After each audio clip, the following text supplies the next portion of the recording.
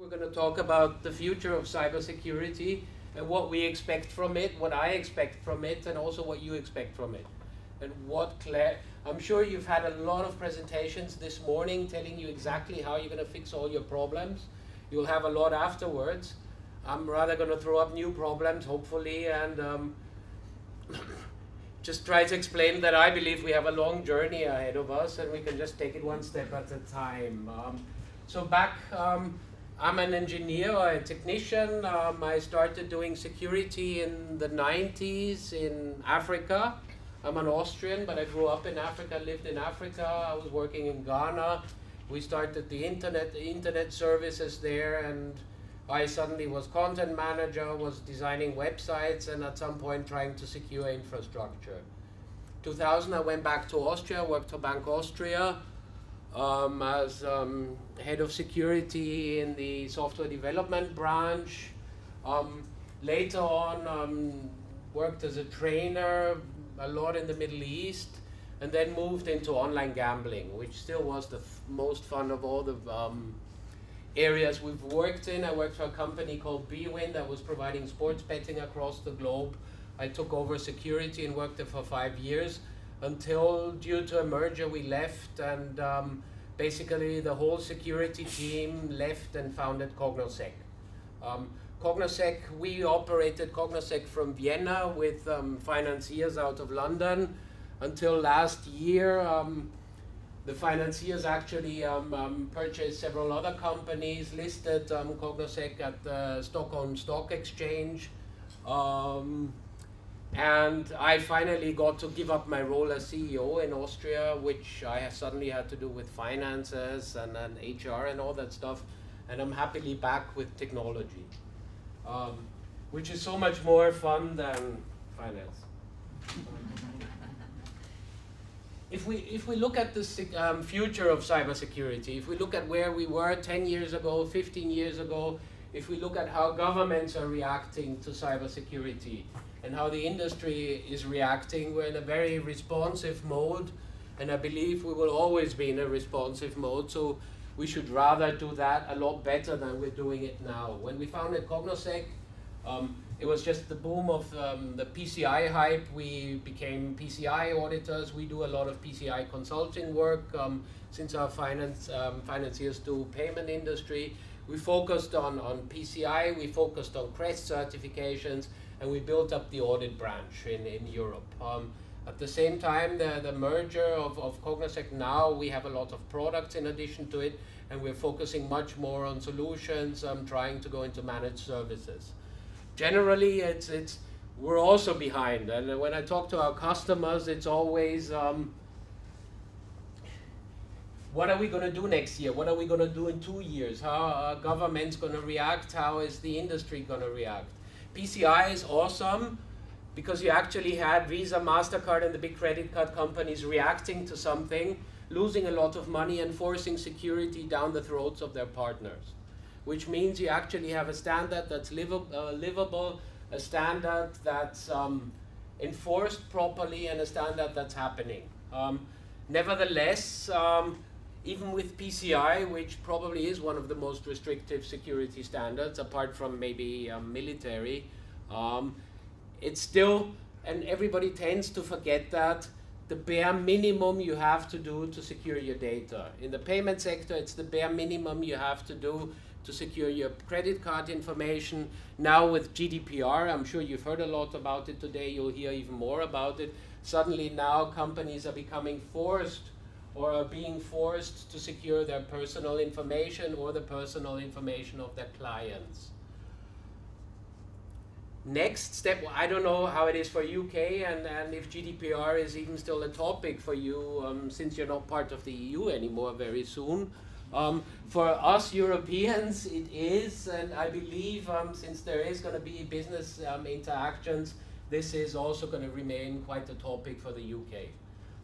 On the horizon already, after GDPR, we're suddenly talking about the network and infrastructure regulation, which is upcoming, which means suddenly it's not just anymore about providing or securing the data you have taken custody over or you're processing, but also the service. if you look at the regulation, they've moved away from power plants, water distribution, electricity distribution, and suddenly even Google has become a critical infrastructure provider. Search engines have become critical infrastructure. So all the pain these companies that have personal information are going through is going to, in the next 1 or 2 years, hit the service providers for digital services. Is this enough? No, probably not. Does that mean these companies are more secure? No, they're a bit more secure, but I don't think any of them or any of us are really ready for what's going to hit us in the next few years. I've talked about myself now. Since this is a workshop, maybe some of you would be so kind to also contribute and let me know what you're doing and why you're in a conference about the future of cybersecurity. I'm going to pick one. Thank you. Okay, so my name's Chris Baldwin. I'm the technical advisor at something called the International Marine Contractors Association. It's an offshore construction contractor trade association, and basically it's a multinational. So we've got members in, across the world, about 1,000 members. And the issues that we're sort of really facing at the moment is a lot of our members have very complex construction vessels with dynamic positioning systems, with pipe laying systems, and all this sort of stuff. They've got different flags who control them. They've got different nationalities on board who man them. Different charterers from different countries. So trying to sort of make sure we've got an aligned approach to multinational cyber risk and cyber assurance is what I'm trying to sort of get to the bottom of at the moment. Okay. For us, it's similar with offices in Dubai, Nairobi, and Johannesburg, and Vienna, and Stockholm. It's different legislations, and you're probably fulfilling a supply chain demands. So it's as far as I, as a layman, understand shipping, it's really about making sure that a ship gets from A to B safely, on time, and so that's or not. Or do I misunderstand? Yeah. So the ships go. They don't go to A to B. They go to the middle of the ocean. Yeah. And they do a job, and then they come back. But they might come back to a different place. So it's not about transporting stuff. It's about their work is done by the vessel. It's so like drilling. Well, it's all to do with drilling, laying pipelines for platforms and renewable energy. There's so much stuff going on. And I go to the European Commission and attend the Security Advisors Group for the Maritime Security element of it. And there's a lot of work done by DG Energy in the EU, but nothing being done by DG Move to sort of sort out how the shipping industry is going to manage with. Because at the moment, from what I can see, is that each country will set up its own assurance requirements and expectations, and they'll all be different. We've already seen it happen before, so we're really trying to get a better sort of set of guidance from the EC, European Commission, so that they can direct the member states into how they actually implement GDPR and NIS when it comes in. We faced, back to gambling, we faced very similar issues at a time when gambling was not regulated, to a point where gambling is very well regulated in Europe. And we at the time actually had our own department that was responsible, and we founded the EGBA, which is the European Gambling and Betting Association, and we actually defined a regulation before regulators defined it at that time. And if you look at the UK regulation, at the French regulation, at the Dutch regulation, most regulators followed that direction. So for us, and that's only in one area, completely different than yours, it really helped to self-regulate first, and probably it was lobbying in the end, to lobby in the right direction.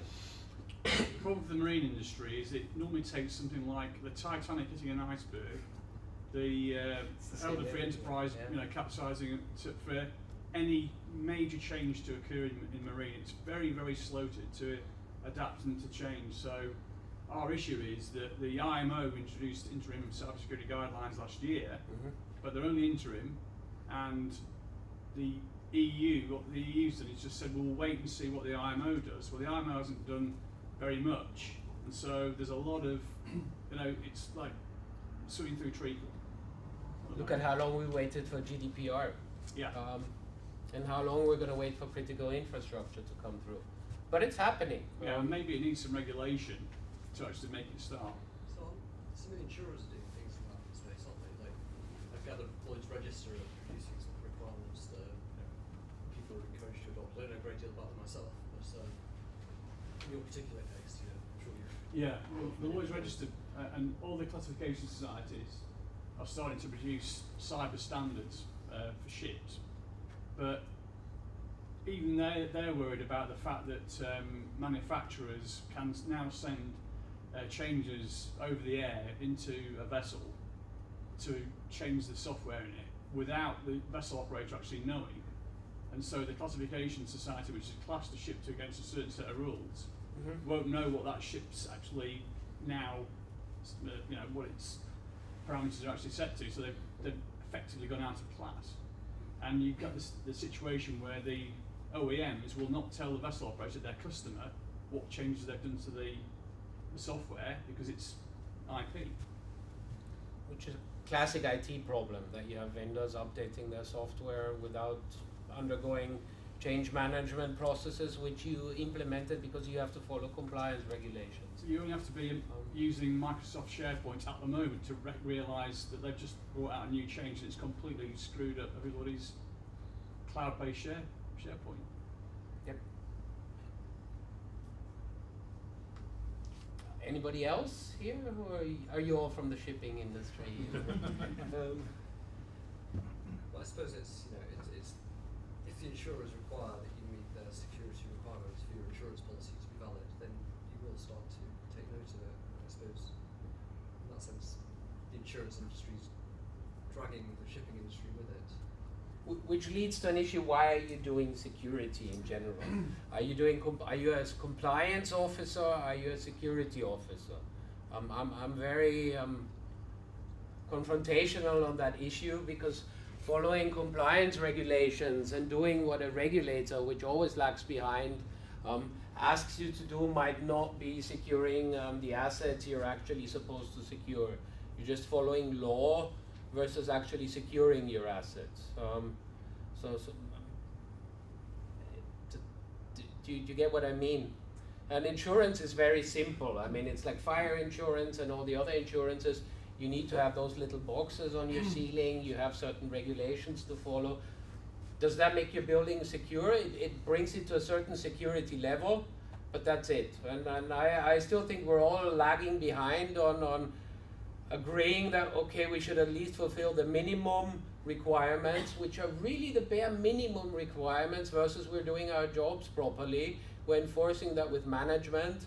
And I've seen both sides also, again, as chief security officer, as CTO now, and as CEO. And I was a horrible CEO because security was horrible. I hated security. I had my security guys, my consultants, telling me I shouldn't do this. I can't have an iPad, and so it's really finding the middle way between what you should be doing and what you must be doing, and on the same side making sure that your customers are still happy. It's when we were in gambling, I will always go back to gambling. I loved that. I mean, I don't gamble, but the industry was really cool because there was a lot of money in there. On the one hand, so you had all the security you could afford. On the other hand, you really just had to worry about customers being able to do their business, or to get their entertainment as fast as possible. And that's what security should be doing, which is enabling business. And we're still far away from that. We got the very strict security guys who will really disable business, and then you got business who don't care about security. And that's where regulators come in again, who say, okay, this is a compromise. Cyber insurance, I think, is really good. We need cyber insurance as auditors. Do they test properly, or do they audit properly? I don't think so. It's probably going to change, really, because insurers are going to be, as soon as GDPR comes in, I think most insurance companies will make great losses. Depending on how GDPR is enforced, and I've looked at it in Austria with GDPR, it's nice. It's going to be about enforcement. If I think how government would have to actually upgrade their data protection agencies, how the governments would actually have to hire hundreds of auditors to enforce what they plan on enforcing, I don't see it happening. And we're going to go back to data protection as it was before. If you really get blown up, if you really end up in the media, somebody's going to come and say, and that's it. So we're obviously, as a service provider, we're waiting for GDPR to happen. We're waiting for some kind of audit standard to happen, and for governments to finally start subcontracting these tasks to private companies such as ours. Does anybody else want to share, or should I pick? Yeah, sure. Thank you. Joseph Wise, security company. We do awareness trainings, behavioural changes stuff. So we're very much on the end of actually making people more secure as opposed to just ticking boxes. Talking about insurance, I mean, obviously it does lead to a lot of box checking. It's something that a lot of people we talk to are actually starting to avoid. Because a lot of people say you should have it, because it's insurance, you should have insurance. But ultimately they come along, give you a load of check boxes that you'll tick boxes, it's not going to help you that much. And actually when we've had insurance at events we run, we've had insurers come out and say, well, there's probably not much we'd actually, properly cover you on. We had someone ask an insurer, can you give me an example of an incident, a type of incident you'd actually pay out on? And he just looked him square in the face and said, well, we probably won't. If you're getting insurance, it's checking that box to say you've got insurance. We see the same problems. The only insurance we've seen that makes sense is on the PCI side, that you get a PCI incident insurance, that in case you get breached, which you will anyway at some point, let's face it, somebody is going to pay for the forensic investigation. All the other issues like reputational damage, if I look at the biggest companies that lost their data, their stock prices went up. So it's hard to do risk assessments on reputational damage. Sony actually, if you look at, I hope nobody from RSA is here. RSA, who lost their crown jewels, started selling some of their tools, telling their customers, yes, because of this tool, we actually saw that we got breached here. If you look at the security companies who get breached constantly, insurers are going to back away from insuring you, or they're going to have all kinds of little boxes you have to check, and in the end you're not insured. So it's also a compliance issue. And that's not going to change. And now back to a bit about cybersecurity protection, or cybersecurity in the future. There's an institution called the International Cybersecurity Protection Alliance, which is Europol and some of the big vendors. Well, I have to be vendor friendly because I'm not in my role as auditor or security officer anymore. They came up with a prediction for 2020. I've reviewed that, or we've reviewed that, and what a surprise, they have issues like highly distributed denial of service attacks using cloud processing. I think that's one of our smallest problems at the moment. We're rather talking about denial of service attacks using Internet of Things devices, which are on the boundaries of the cloud, and not cloud processing. They actually thought in 2020 a move from device-based to cloud-based botnets, also not our problem. So if we look at how regulators and how law enforcement actually reacted, or actually predicts our future, it lacks the fantasy we have on the technical side of what really is possible. If we look at the future, how we see it, what's going to happen, and if you look at what's happening now, we're talking about 10% of people wearing clothes that have processors and internet connection. We're talking about 1 trillion devices being connected to the internet. We're talking about robotic pharmacists. We're moving towards Industry 4.0, where your ships will not be manned anymore. We're talking about robots driving to a place, doing the jobs and coming back. So we're facing quite different challenges.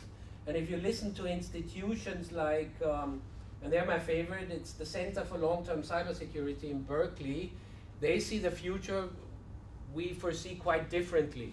that we're going to face challenges which none of us really is ready to handle yet. We've been looking at PCI, we've been looking at COBIT, we've been looking at ISO 27001. We've been looking at standards on how to categorize our products and services for quite some time now, because I thought this is getting very boring. Thanks to the NIST, not the NIST, yes, the infrastructure, network and infrastructure regulation, and suddenly us moving away from only protecting data to protecting infrastructure, and several of our clients being in the critical infrastructure section, we've looked at NIST, and I think the NIST critical infrastructure definition from identify, detect, monitor, recover, they do it in a much more sensible way, in a much more simple way, and it makes it much easier to explain also to customers as well as to staff on which areas you're focusing and on which areas you shouldn't be focusing. And in the end, we will all be overwhelmed with technology. If we look at most companies, you're still at a point where you're fighting to get a budget to secure your 200 servers, 300 servers, how to audit your 10 applications, how to secure 5 telephones in your network, or 1,000 telephones or whatever. We're facing a time where all of this is changing. We're talking about times where every light bulb has an IP address. We're talking about IP version 6, which is going to be implemented where your beer can has an IP address.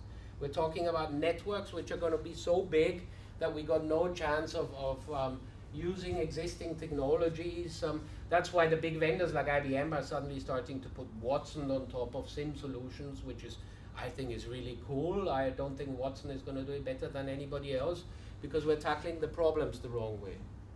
We do a lot of risk management and risk assessments with our customers, and it's really getting our customers down to what are your crown jewels, how many do you have, and how do I protect those well, and let's accept it that we're going to lose data. If you look at what Berkeley said, and they've come up with about 5 different scenarios. I don't have the time to probably do all of them. I'll be happy to share the sources, by the way. And one of the scenarios is the new normal. Hackers succeed in accessing most digital systems, and everything online is assumed to be insecure. In the end, we're going to end at that. What's going to happen? Governments and companies are going to take their critical assets off the internet. They're going to go back to manual processes which can be controlled in a much better way.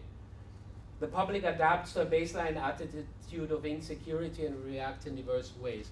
You'll have companies that take their security very serious, and they're going to end up in some kind of sorry, I'm just lacking an English word for it. Lynching, not lynching. How do you call it when you hit back at your attackers? So you'll have some retaliating. So you'll have companies that start retaliating. You'll have other companies that probably, and I know I paint doomsday pictures, but we've learned to live with doomsdays over the last 50,000 years, and we'll continue living with it. You'll have companies retaliating, you'll have companies just going off the internet completely, and you'll have a lot of companies who just give their data out into the public in order to avoid having to secure the data. Regulation, once again, we're back at compliance, which you will have to do because some regulator says you have to do it. You're always going to do it not because you want to secure the data, but because you don't want to lose your license, which is a good business justification, but it's not securing the data. How do you see the future? Maybe I'm too doomsday. I like doomsday scenarios, and I think we're going to face some interesting challenges. I love challenges. That's why I started security. It's not as boring as most of the other jobs, because it constantly changes and constantly challenges you. Does anybody have an idea or not? I am going to pick you now. Sorry. The first or second question. I've got to say, I sort of agree that the attackers always seem to be one step ahead of the defenders, and I think the gap is just going to grow and grow and grow to the point where you've almost got to remove service to protect it.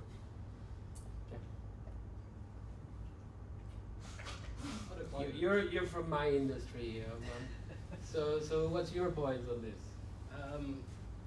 I think we're never going to be ahead of the attackers because, especially in terms of technical solutions, it is always reacting to it after it happens. So antivirus solutions, they search for IDs or behaviours of viruses that we've seen.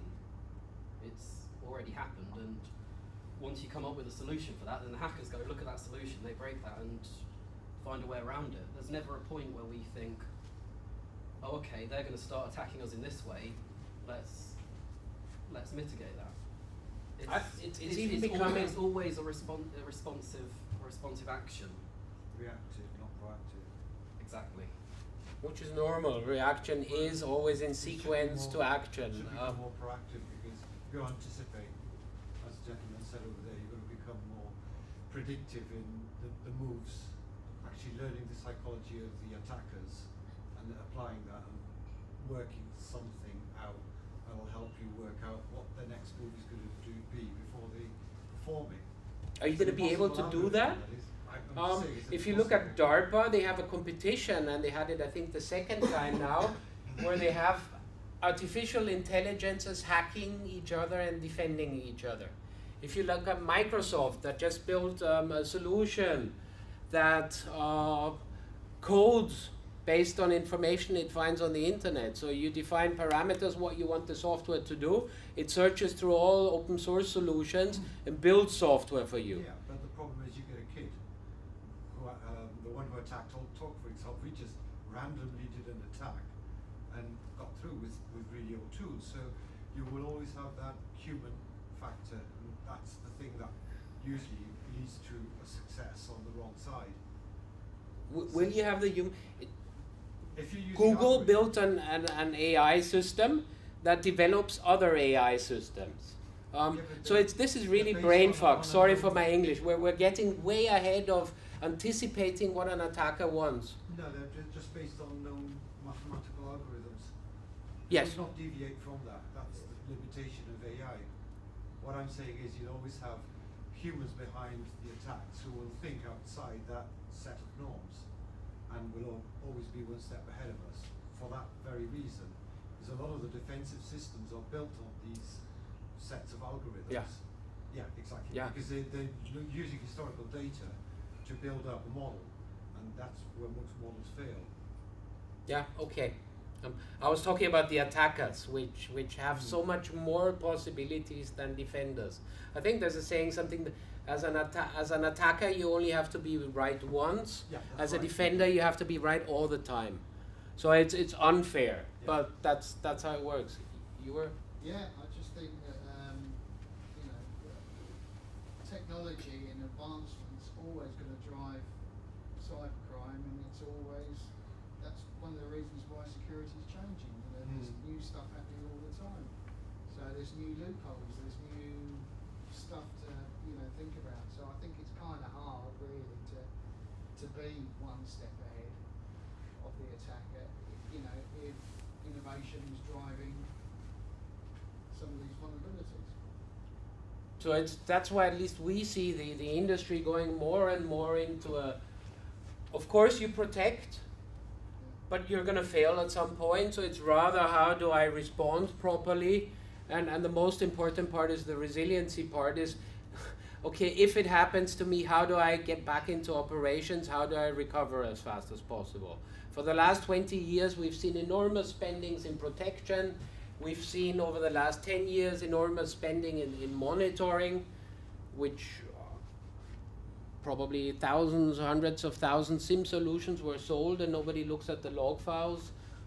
We're slowly now moving into some kind of incident response and recovery phase, where it's more about, okay, things happen. It's like people, we get sick. It's more about how to get out of it again. And from my perspective, when I tell my business, so where should we be moving? It's definitely the incident response and the recovery area. And nicely enough, those areas are not covered that fully yet. So it's and we're quite comfortable there. But the question is, do customers really see that way, and are they actually also having more demands there? For the last 5 years, at least in Austria, we lived fine on pen testing. Everybody wants pen tests. Everybody has on the PCI side, you have to do your pen tests. It's so badly defined that some people do vulnerability scans and say it's a pen test. But it's really still on that detection phase or on the identification phase, and far from incident response and recovery. And that's where we think the industry is going to go. So it's not all hopeless, it's just maybe we're focusing on the wrong areas, or a lot of us are focusing. And if I look at regulations, there is risk assessment in there. I still think most risk assessments are done wrong. There is some kind of testing, application testing, security testing in there, and you have to have some kind of disaster recovery and incident response plan. But if I legally write a plan saying, okay, if an incident happens, I run to the window and shout help, it's almost a plan that will get the check mark. And that's where we have to focus more. We make good money with PCI, but I have problems with restrictive standards, and I especially have problems where customers or people start self-assessing. PCI, especially if you're under a certain limit of credit card transactions, it's enough that you fill a form saying, okay, I do this, I'm secure, I'm really doing well. Is it contributing to security? No, but you get a nice stamp that says PCI compliant level A, B, whatever, 1, 2, whatever. And that's where we have to do much more. And I'm not talking bad about PCI because we live from it, or big parts of us live from it. But there's more. Cyber essentials standards on personal data side. Cyber essentials. Yes, self-assessment. Yeah. You can do an audited assessment, but the government's obviously keen to make it acceptable for smaller business to take on these standards. And Which, if you look at it from a perspective of creating awareness, and that at least you get a business to think about, and maybe the guy gets a bad conscience and think, I answered this with yes, and actually I'm not doing any of it, then it's also doing its purpose. But it's not improving security, which is the main message. I don't know if I'm so pessimistic. I am, I know. Everybody complains. Well, the reason is, okay, take for instance what happens in nature and biological systems. For the human race itself, we've been here for how many tens of thousands of years, and there have been diseases that have come along, and our immune systems have been able to adapt to that. If our algorithms are more genetically based, if you like, in the same way that our immune systems are, then those algorithms are constantly adapting to the changing environment.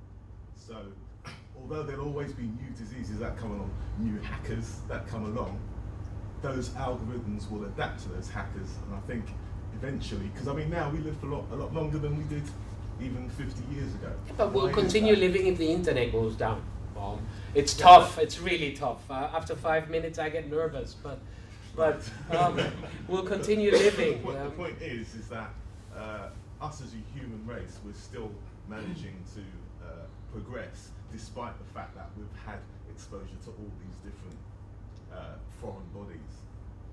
And I think if we adapt our algorithms in terms of, because that's where I come from the software development background. If we go more towards a genetic algorithm sort of environment, we're constantly adapting to what's out there programmatically. I like your optimism. No, it's good. Do you have the budget? Well, Or yeah, I maybe mean, you as a company, but do you think most customers have the budget, or I mean, most vendors are focusing on that? well, listen, I have to admit, I'm not here in the same capacity as many of you are, because I'm here more on a fact-finding mission, because as I said, I want to move into cybersecurity, but for 20, 25 years I've been doing It's design. a cool industry. Sorry? It's a cool industry. Okay, you know, thank you. I'm sure. I've been in design and software Yep. development for 25 years, and so it really is about, for me, what is out there, what is you know, I understand that there are big problems with security, and for me, as I said, sitting in front of a computer for 25 years, I'm no spring chicken anymore, and there's lots of younger people that are coming up and doing things probably twice as fast as I can.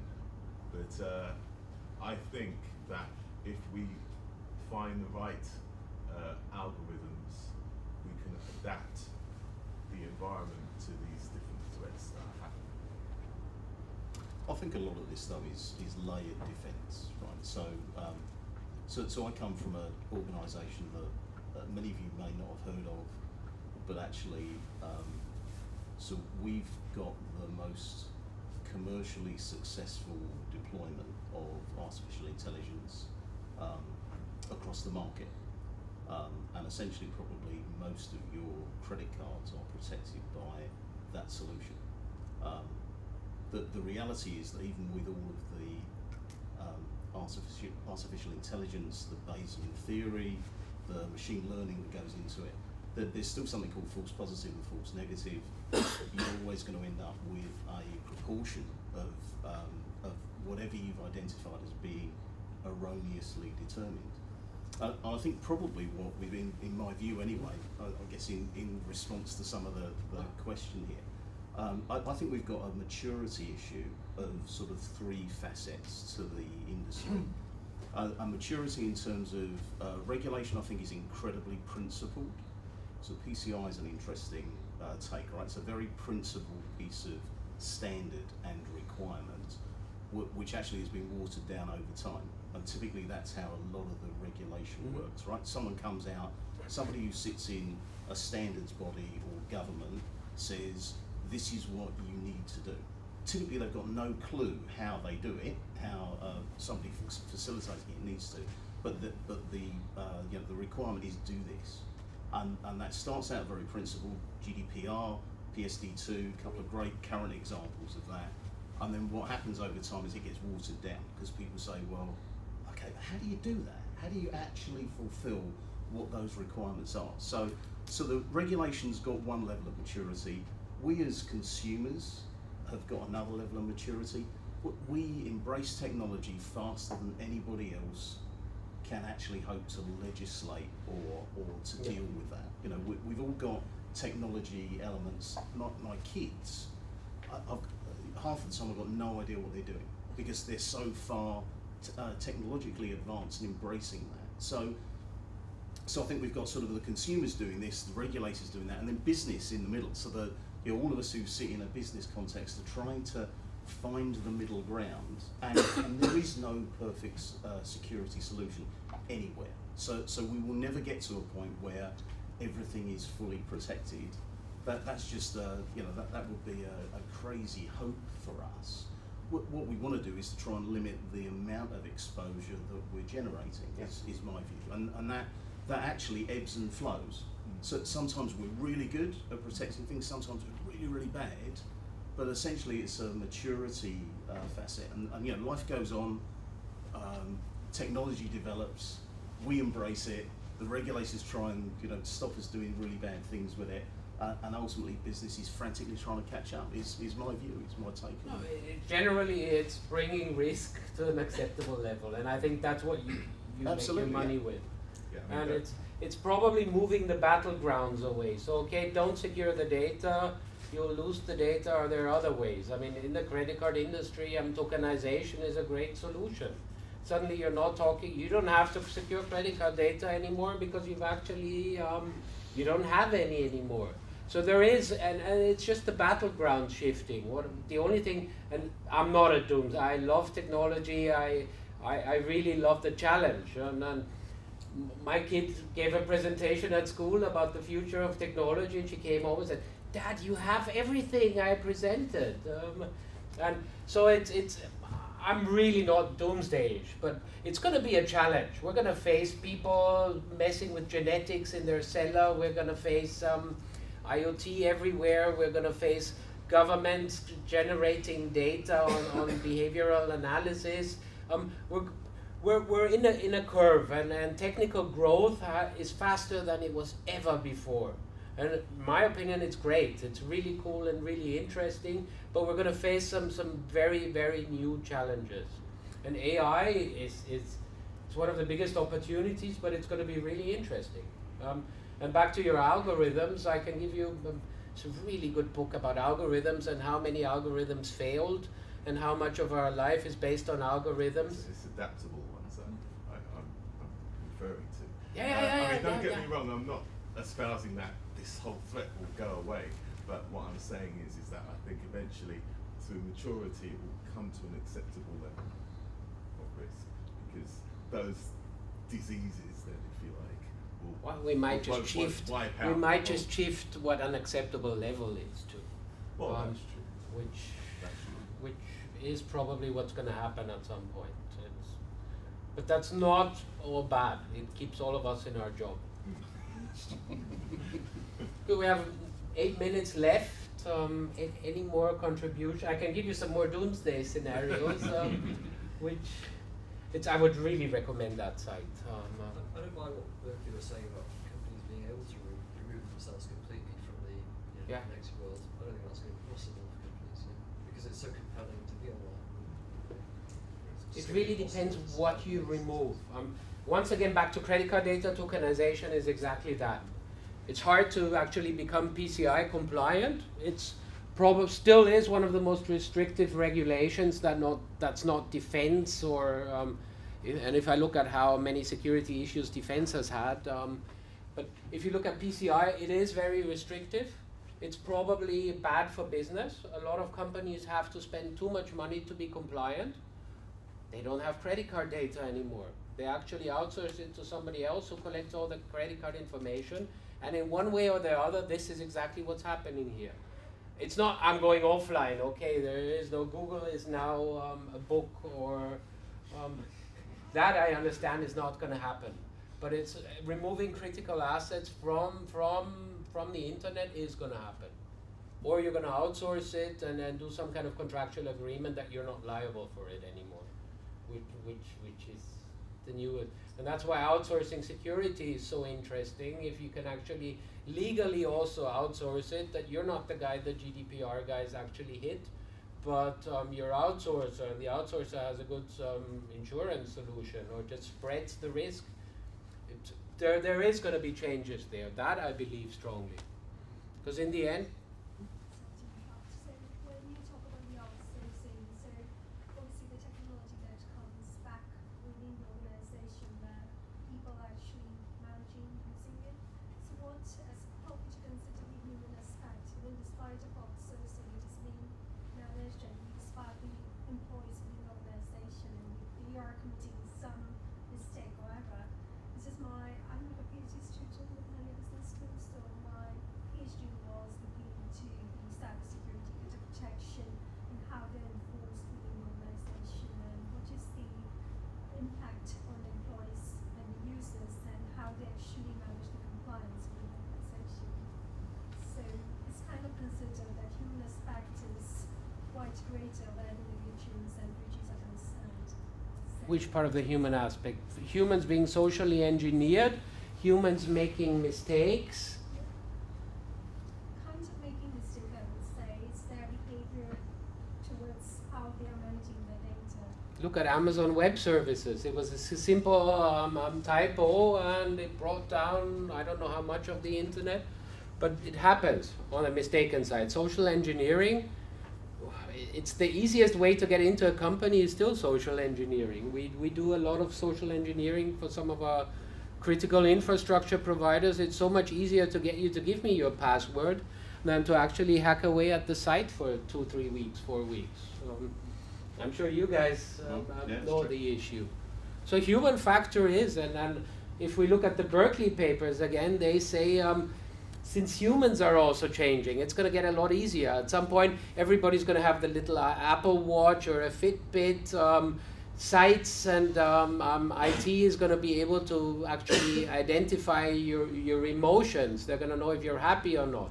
They're going to start manipulating you more.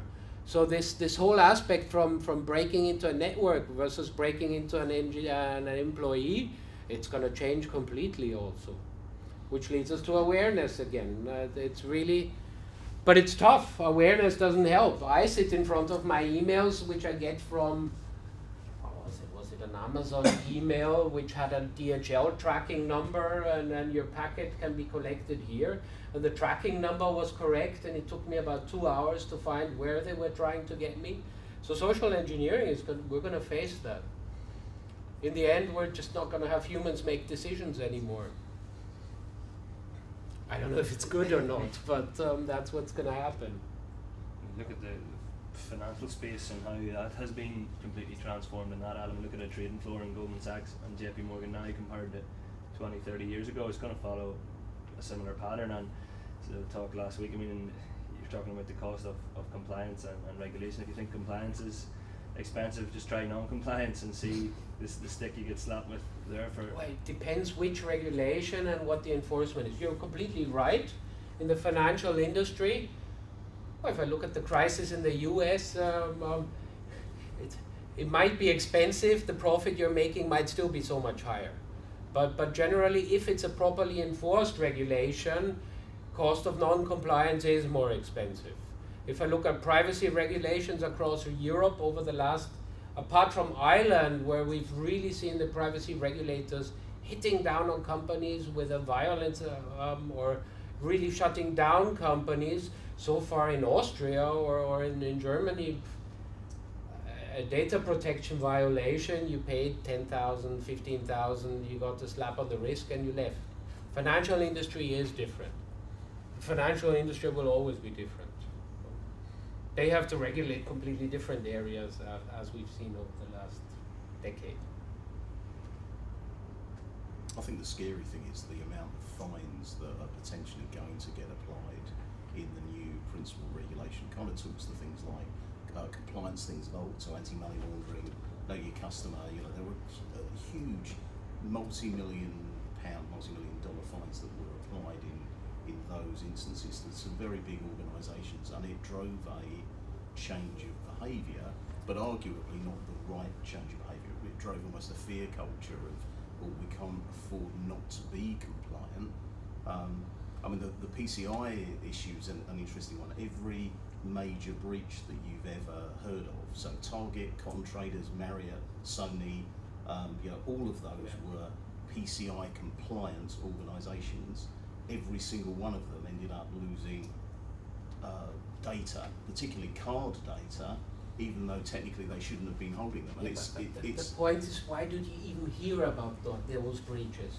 All the other breaches that were probably larger, worse, you just never heard of. On PCI, you have this function that the acquirer will come to you or Visa will come to you. Suddenly there's so many credit cards that were stolen out from Sony or someone, and then somebody will say, wait a minute, something is going on here, and that's how you even detect that there was a breach. Mm-hmm. And these companies, whether PCI compliant or not, it's still PCI compliant is not a permanent thing. It's a once a year, the auditor comes, looks at you. I've been on the other side of making my company PCI compliant for 1 week. It's not continuous audit, and it's not continuous compliance. It's satisfying some auditors. And especially on PCI, it really depends what the auditor did before. Yeah. You have network engineers. If you have a good network, you're going to pass that audit.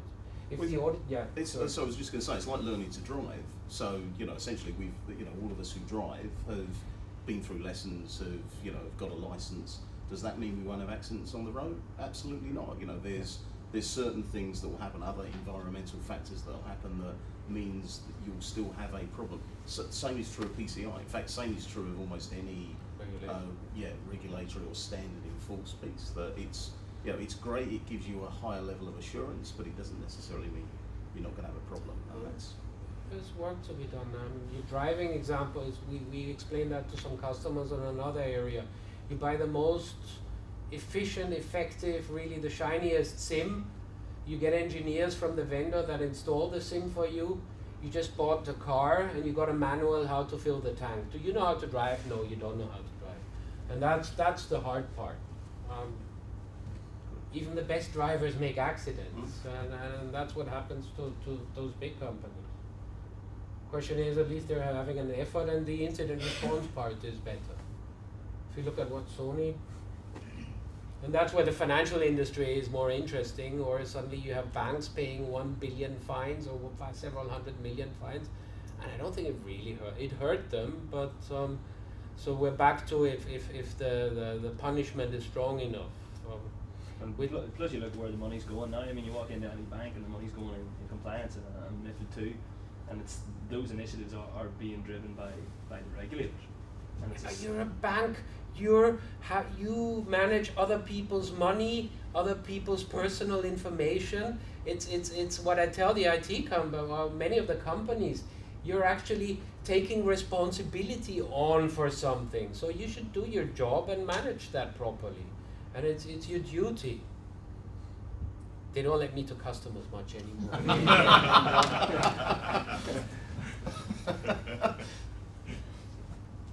It's really, you're a custodian, using GDPR term. You're a custodian. You're supposed to watch out for the data. It's really nice that you have to report to your board that you're making 10% profit, 15% profit, but you've signed a contract with a customer that you're managing his things. So you should do it. That's always the thin line between regulation and compliance, and it's rather make the best out, and that's what we actually do have customers who still talk to me. What I tell them is, okay, you have to invest this amount of money, try to get them to a point, or try to also increase your security level with the same investment you're using for compliance. You can comply and you can spend £1,000. You can actually comply and be secure and spend £1,100. It's your decision what you want to do. Or you can fill out some self-assessment questionnaire and pray.